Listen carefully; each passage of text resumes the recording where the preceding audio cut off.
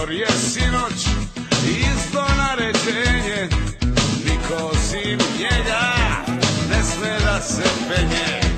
Sem njegove žene, ćerkice i sina, niko drugi ne sme gore do visina.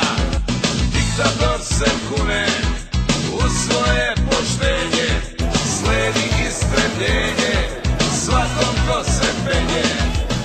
Diktator se penje, gleda sa visine, kako narod stenje, kako narod gine.